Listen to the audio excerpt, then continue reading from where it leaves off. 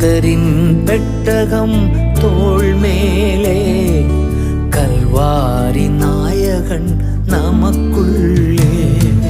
சுமந்திடுவோம் இயேசுவின் நாமம், சொல்லிடுவோம் சுவிசேஷம்.